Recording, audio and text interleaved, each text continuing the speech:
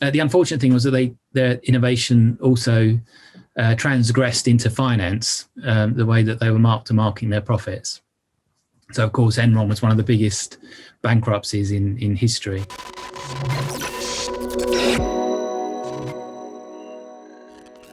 Simon, welcome to our one of our multiple podcasts that we've been running just recently for North Coders. So it's nice to meet you and get to speak to you today. So I'm going to be asking you a few questions, but I really want you to talk to us and tell us all about your experiences and how you're finding the working environment, especially at the moment with COVID being such a big player in all of our lives. So could you give us a little bit of history about yourself and what it is that you do? Yeah, sure. So I'm kind of nearly 50. So I've been working for I've been working since I was about 13, 14, I think. I used to started off washing cars when I was 13 to earn some money, and then worked in a chippy for about 5 years through university and stuff. And then when I was kind of 17, 18, I grew up. You might not be able to tell, obviously, from my pronunciation, that I grew up in deepest Essex. And I went to a comprehensive school, and I'm kind of not sure that I was really into academia and stuff. And we were that first year actually of GCSEs, so 1988, and I'd done maths, in November, which was the last ever O level, and I kind of scraped through a C in my O level, and then I did my GCSEs, and they were okay. I got, I think, an A and some Bs and some Cs and stuff. And I reluctantly went to college, to sixth form. Totally lost my focus at that point because I was 17, 18, going to a college where you called all the teachers by their first names. You didn't wear a uniform. There were parties every weekend, and there was a bunch of new people to get to know. So I spent most of the time, discovering life and girls and parties and things. And then didn't do very well at my A levels, so I did a couple of C's and a D. Not surprising if you were at parties every weekend and discovered girls. I don't know how I managed to scrape through, but I did. But then I left there, and I wasn't really sure what I wanted to do. And I was kind of 18, and I was working, but it was all sort of part-time, not part-time, but bit work and shop work. Or I worked for the council in the gardening department for a while and stuff. And after a year of kind of just earning money and not really knowing where I was going, I applied to university last minute, in the sort of summer before it started again, and I ended up going to City Poly, which we still had the Polytechnics then, which is now London Met, and it wasn't a very good university, to be honest, but I wanted to do psychology. So I had this interest in human behaviour and motivation and stuff. So I started that and completed that, and that was kind of a bit of an eye opener for me. I kind of fell into it, but it was a really interesting course. Managed to get a 2-1 and actually did study as well as going to the pub and things. And then I did a master's degree whilst working as well in occupational and organisational psychology. So my intent was to be a business psychologist and help people at work and culture and change and stuff. And this was the mid-90s, and I went to work for a small consultancy for about 30 people. They did IT change and kind of business change then. And I knew the guy that ran it, and he kind of had faith that I could come in and add something new to what they were doing. And so I was going to do sort of culture change for them. And after a little bit, it really didn't work out because it was, as I say, the middle of the recession. We didn't really have any clients that were interested in that kind of stuff. They were just, IT kind of, IT directors, who just wanted to get on with IT projects. So one day he came in, the owner, and said, "Oh, do you want to go and work at Hermes Asset Management, which was a big firm in the city of London? You can work in the program office, and you'll get a bonus if you go." And I was kind of getting married at that point. I got married at 25, and I thought, I'll get a bonus. I need the bonus because I was kind of on quite a low wage at that point. So I said, yeah, okay. And then I sort of said, well, what's a program office? And he said, "Oh, don't worry about it. You'll figure it out when you get there." So that was it. So I started in IT almost 25 years ago now, and I started in the program office by accident. I got to know, I used my kind of analysis skills and stuff that I'd learned in psychology, and also human behavior and motivation, and what people what would motivate them to kind of get on with their work or their projects or report or not report and stuff. And then quite quickly, I picked up a sort of business analyst role when I was there. They asked me to do something else. Again, I never really planned any of that. It just went with the flow a bit. And then before too long, I was running their, after about a couple of years, probably within about 2 years, I was running their Euro project. So the single currency was coming in, and they sort of trusted me to work with their traders, their back office staff, their IT folks, their compliance people, to work out what the impact of all that Euro, the change was going to be on their business. So I kind of, I think I was hungry to do interesting things, and so I just started getting on with it. And there was a bit of kind of bravado about it as well, because I was a bit out of my depth quite a lot, and didn't really know what I was doing, and kind of just had to, fake it till you make it a bit. And those nights where you get home and you think, oh my God, if I can't do this, they're going to find out that, I'm just this 26-year-old who's, bluffing it a bit. But I did it. I went through, I got there, I did to the end of the project, and it was a really good success. And then I wrote a couple of books on the subject, on the impact of the Euro.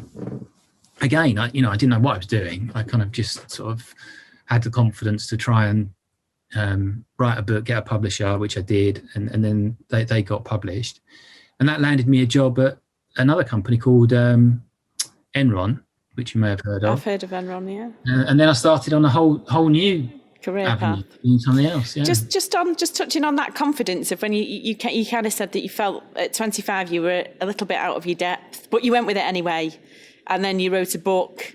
And you were kind of like, well, I don't really know what I'm doing, but I'm going to write it anyway. And you mentioned there that you had the confidence to do that. Where do you feel that came from? So from everybody has more, different personalities that you meet in walks of life. And some people are naturally very confident, and some people aren't very confident. And some people are go-getters, and some people need a little bit of a push. But for you, where do you feel that confidence came from your perspective, for you to think, no, I'm going to do this, and I'm going to just see what happens with it? Because it seems like you were quite relaxed about it as well. It wasn't like you were like, oh my goodness, if I don't pull this off, I'm in big trouble. You just naturally thought, I'm going to do it, and I hope it works. Where's that from? Well, I think, Steve Jobs always said you can join the dots backwards, but you can't join them forwards. And I think that's a very wise saying, because if I look back, and this is with hindsight of a man who's nearly 50, but is my parents. They were quite young when they had me. So my mum was 22, my dad was 24, and they'd come out of the East End of London. They didn't really go to sixth form or university or anything, but they kind of got on with life. And my mum worked, my dad worked. My mum ran her own business when I was growing up. She was she was fairly successful at that.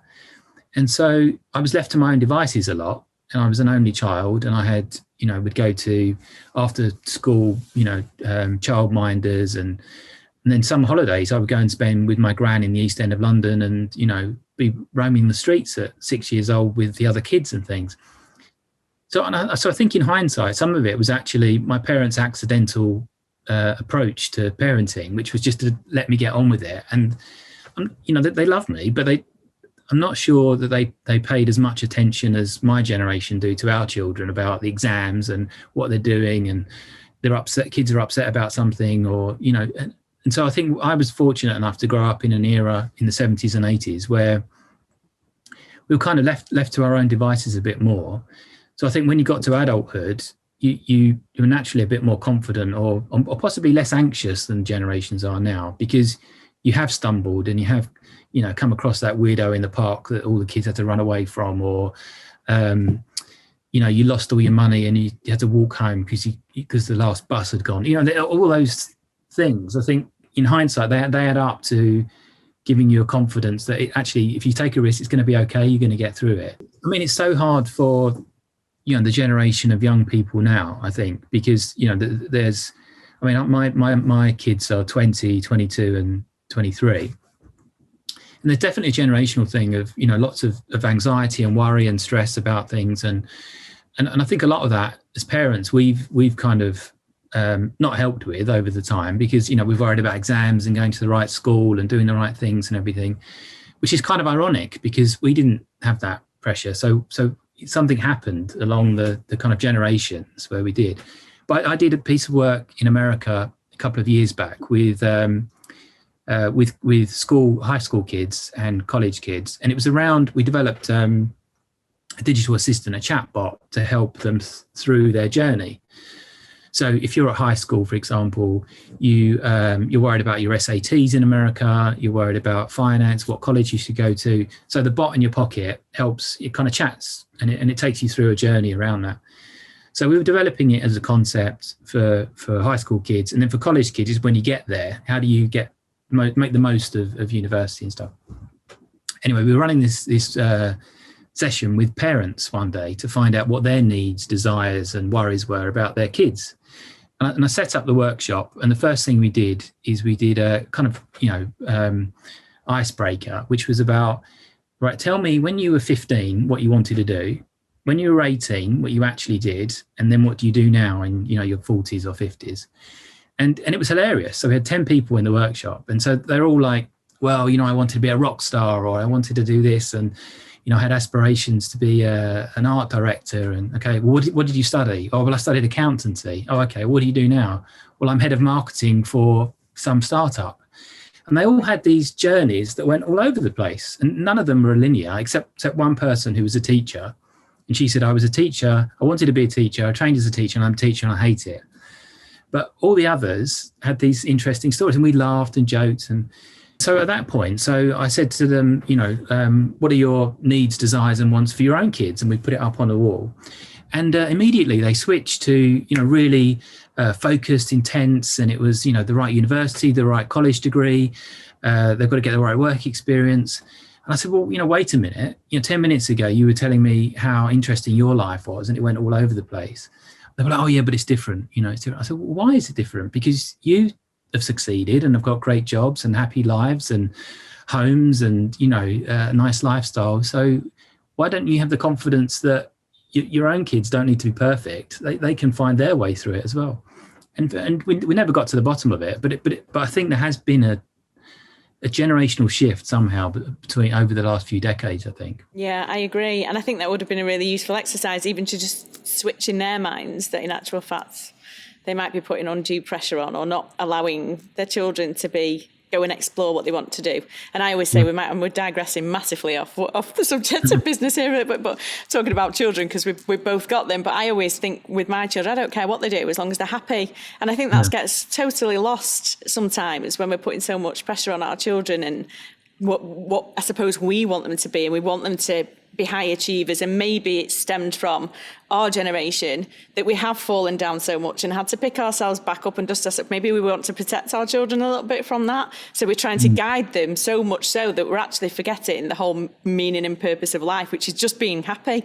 And it's irrelevant what you do as long as you're happy in your life. But anyway, that's completely different kind of like tangent, but that's okay because it's a podcast and we can talk about what we want. So talk to me about your career. So we got you, at that point, you'd gone to Enron. Yeah. And then what happened? Well, so I went to Enron, and that was the late 90s. And that was probably one of the best places I've ever worked. It won Fortune magazine's most innovative company, I think 5 or 6 years in a row.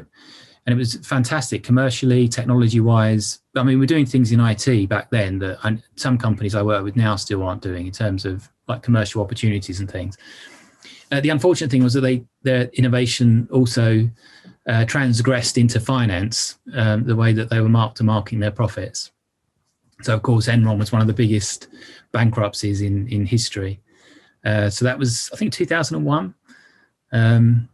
So that was an interesting experience. So, and again, lost a lot of money from, I was probably, what was I then?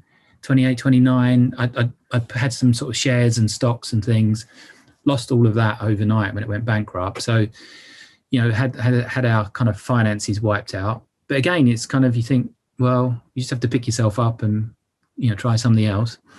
So I ended up working for another Duke Energy, which was one of kind of Enron's competitors. I worked there for about a year and a half as their head of IT, setting up their trading floor in central London. And then after that, I went to BP for about 6 years, and I started off as a kind of mid-level manager running one of their business units IT department. So we did all the energy trading derivatives platforms, so your options, swaps, etc. So if you can imagine, BP has clients like British Airways or American Airlines and stuff like that, where they're buying a lot of jet fuel and they want to hedge their risk in the market. And so BP also offers them hedging products and derivatives around that. So I was in charge of all the systems that did that and the pricing around them and things.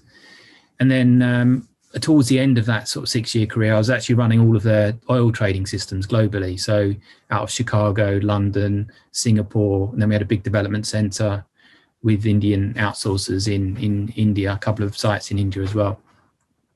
And to be honest with you, at that point, which was probably about 12 years ago from where we are now, I just got bored. It was just, BP's a nice company and it's a nice culture and it treats people very well and it invests a lot in people.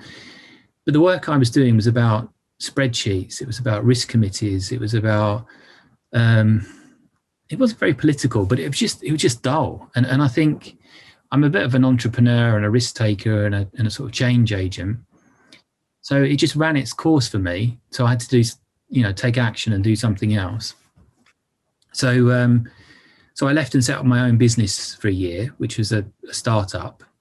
And that was a green marketplace. So it was called Free Green Market. And the idea was that green and ethical retailers were able to use it, much like Amazon marketplaces now, where they can put their products on there. But it just, for me, it was a year of lessons, but not earning any money or any kind of income. One thing I found, it just working on my own and doing a platform like that really wasn't. I just got bored. I needed stimulation from other people around me. But the business model, I got the business model wrong as well. I kind of was banking on advertising and revenue from that, but none of it came through because people just didn't want to pay for it. They didn't want to pay for ads, and Google had come along at that point, and that was kind of how ads were being monetized. So that was the kind of reflection and what do I do. But so then since then, that was just over 10 years ago, I've been consulting. So I did 3 years on my own and did various jobs with Deutsche Bank, helped them to implement a new commodities trading platform. I worked with RBS, post the financial crisis and helped them with a bunch of change. And then I went to Centrica Energy and revamped their IT department over about a year and a half, their trading IT department. And then about eight years ago or so, I joined BGSS, which is obviously a big Leeds brand, but it's now a UK wide company. So that's kind of my journey. And then I left there about a year ago, where now I'm kind of on a new adventure and a new chapter. So tell me about your new chapter. So this is your own business. Tell me all about that and how that works.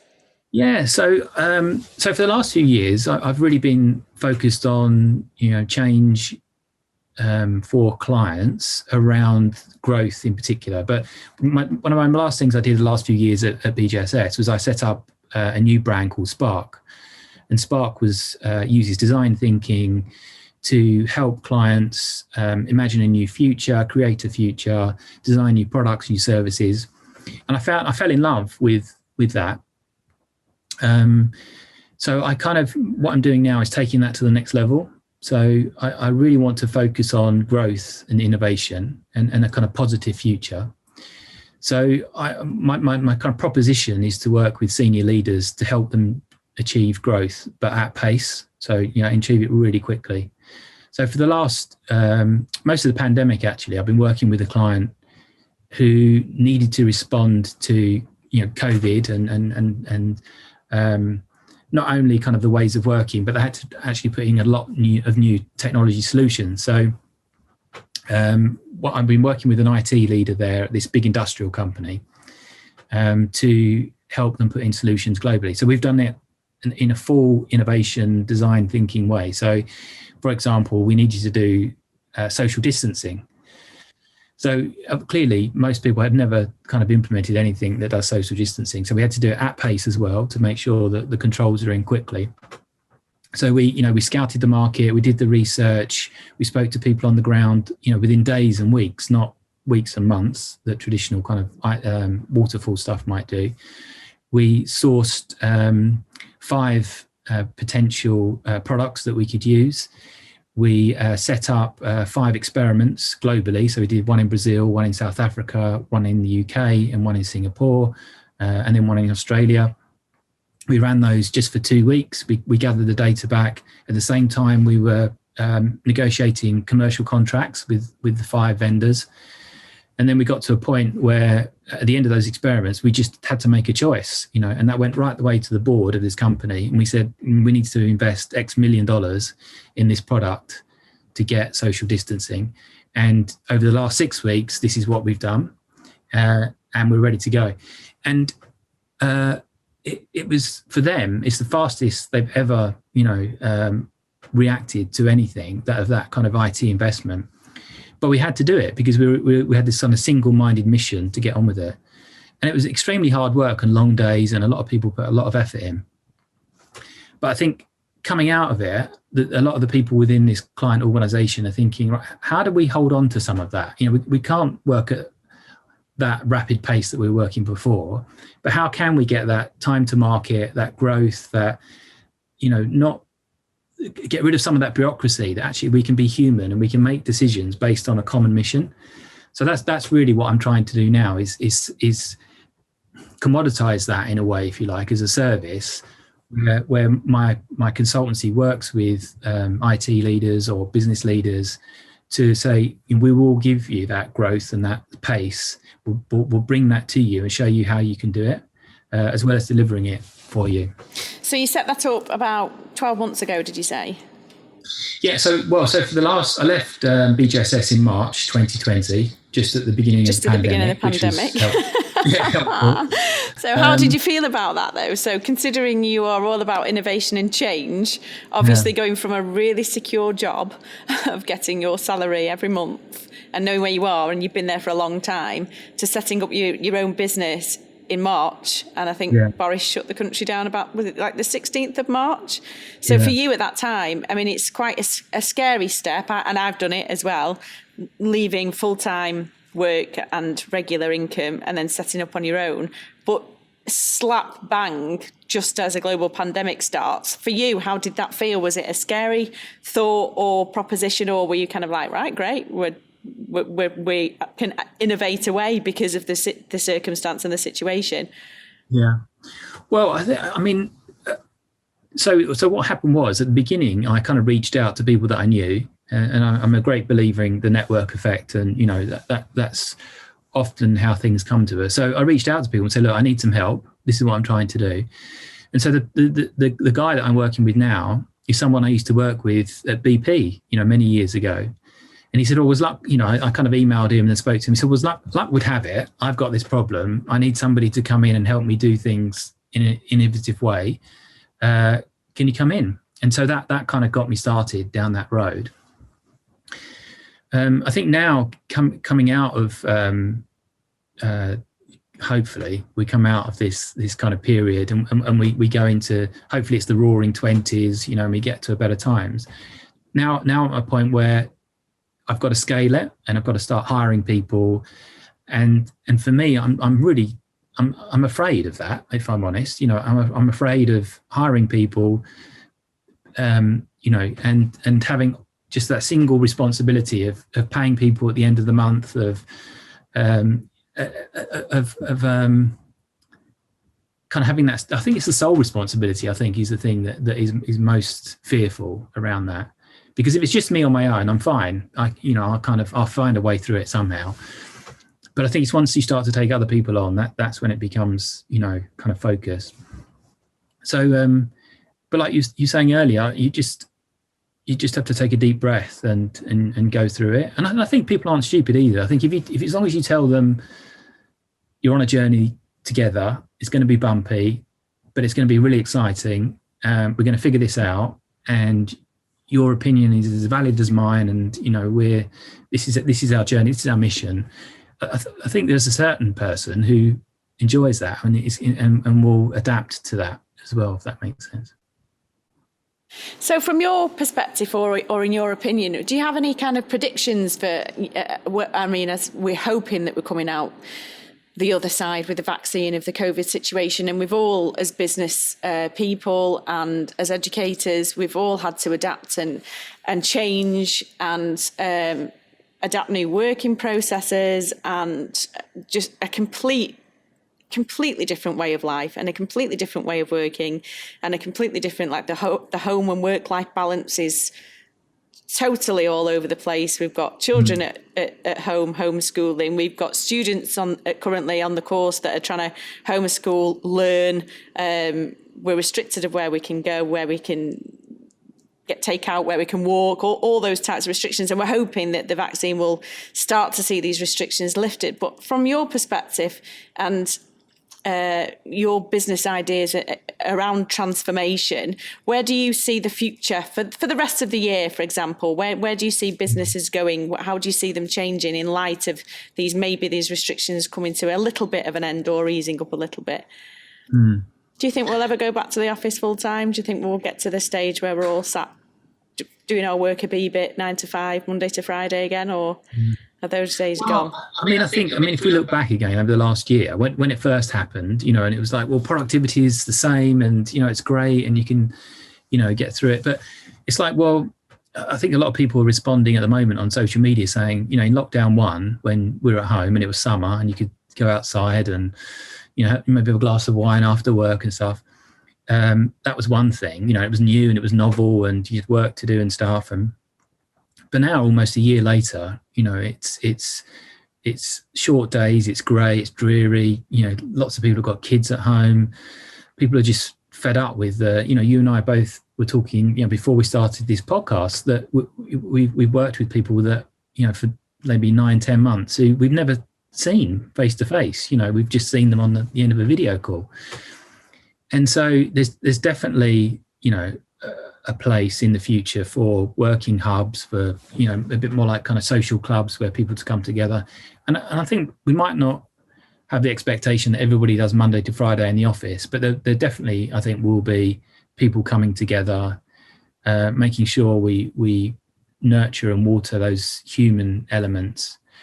Because I think that's one thing people have realised is it's just so important, isn't it? That kind of human interaction. So for me, I think we'll definitely do that. I mean, I miss working with people and clients, and I run workshops now online, using Miro and things like that. But it's not the same as being in a room with people, looking at their reactions and just getting the vibe of what's going on and stuff. So I think that will happen.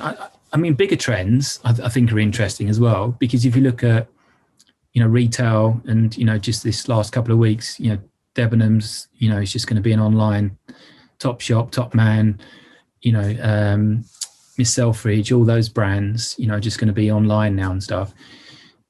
That kind of impact on the high street will be interesting, and I wonder what that will look like in 5 years' time. The regular high street and stuff, and I live in central London, and it'll be fine, because there will be little pop-up shops and artisan things, because there's a bunch of people that live here, and it's an affluent area. But if you live in Doncaster or Halifax or Hull or Southend or Maidstone, what's going to happen to those high streets, I think, is an interesting kind of discussion point. And then everybody says, they're going to be social places and people come, but it's not going to happen overnight. It's not going to happen without investment, I don't think. And then I think the green agenda is a massive thing as well. So we all seem to really have woken up even more about that since lockdown, especially seeing a lot of those pollution reports and the kind of shrinking pollution that we saw over China in particular in the early days and things. So it'd be interesting to see how we start to invest in those. And then the third important thing, I think, is like I was saying earlier, is that companies did respond very quickly. And I think there's a lot of senior people going, well, why can't we carry on with that? If IT projects and transformation could be done that quickly with a crisis, why can't it be done in normal times? So I think, I think if you work in technology, whether you're a developer, a business analyst, a tester, I think that those jobs are going to be at the forefront, I think, of the next decade. Couldn't agree more. We're in a strong industry, that's for sure. Yeah. So we have, and I'm aware of time, so we'll kind of wrap up. So we have, obviously we're North Coders, and we have multiple people that are training with us at the moment and are graduating every 7 weeks. And there's two kind of questions that I'd like to ask to give those people and those students of ours some advice. And bearing in mind we have people on course from all different walks of life. We've got artists, we've got musicians, we've got a vet, we've got people that have worked in hospitality, people that have worked in factories, in call centres, from every different walks of life, from the ages of 18 to 56 that are retraining to be software developers with us at the moment, which is brilliant. And when they finish the course, we help them as much as possible to find jobs and careers in tech. And fortunately, as we just mentioned, we're in a really strong industry to be able to help them with that. So there's two kind of bits of advice that I'd like to ask you for your advice to give to them. And the first would be how you, any advice based around how you see them. They will have to go and get jobs now in a remote environment, and they will have to start companies like this in via Zoom or via Google Meets or whatever technology they use, and they will be in the same situation as you and I, that they potentially might not meet their colleagues for the next 6, possibly 9 months. What advice would you give to those students that are taking that first step into those careers? Well, I think some of the tips would be just on ways of working and connecting with people. I've been working with this client for a while now, and I think what they found was that a lot of ways of working was very transactional. So you'd come online and you'd start the meeting, you'd run the meeting, you go through the meeting. But what we've got to now is a place where we do that, but we also have time for kind of some of those human bits. So you just sort of check in with people and, right, how are you doing? Or, Monday it might be the first 15 minutes is about having a coffee and chatting about the next walk that you went on. It's kind of or what show you're watching at the moment on Netflix and things. So there's definitely something about not being afraid to connect and spend time on non-work stuff, I think, online. And then I think the other thing is regular contact as well. So we found there's one aspect of the work that I'm working on at the moment is, so we have a daily check-in with everybody, and we have 30 people from around the globe on this call, and the agenda changes and it's a bit fluid, but it's half an hour and it's just a pulse of a check-in, and it's really good from a human point of view, because you feel connected, you know what's going on. Even if you're not involved directly in what's happening at the moment, you still feel part of that family. You're not sitting at home alone, wondering what was going on, or just churning out your code. You're actually aware that the product is being developed or it's now live in a certain market and stuff. So I think maybe it's not necessarily for the individuals, but the people that they work for or they work with, is to actually be inclusive and make sure you get that kind of regular cadence of interaction. Yeah, good advice. I would echo that as well. And then the second piece of advice that I would ask you to give our graduates or our students about to graduate is, we talked a lot about kind of a generational confidence or independence, or sometimes maybe a bit of arrogance in my case, I suppose, in just going for stuff that might have been at the time way above my pay grade or above my skill set, for example. So with the students that are going to be graduating and then looking for work, that feel a little bit nervous about going into those first roles into software development as juniors, have you any advice based around them and their confidence in feeling really comfortable in going for those roles and aiming high in that respect? Yeah. Well, I mean, I say my kids are 20, 22 and 23 and you know, they get bored of me saying, just take action. And I think that's the number one thing is just take action. And, you know, when you feel, and we all do it, you know, we all feel afraid to make that phone call or send that email or, you know, my daughter just got promoted at work because she saw an opportunity and put herself forward and said, "Oh, I can do that." And her boss was like, "Oh, I'm glad you said that, actually, because I'm glad you stepped forward and stepped up. I'll give you a go. You know, it's a bit of a stretch for you." But it took her 2 weeks to build up the courage to do it and to just, you know, initially send him an email and then follow up with, you know, and then she was like, oh, getting anxious because she's got to have a meeting with him about it. You know, he's the big boss of this company. But I think we all feel like that, and we all feel apprehensive and scared and fearful. But the first step is just to take action and to do something.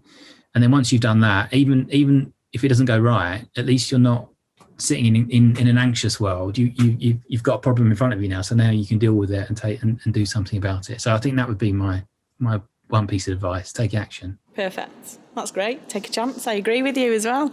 Must be that generational thing again.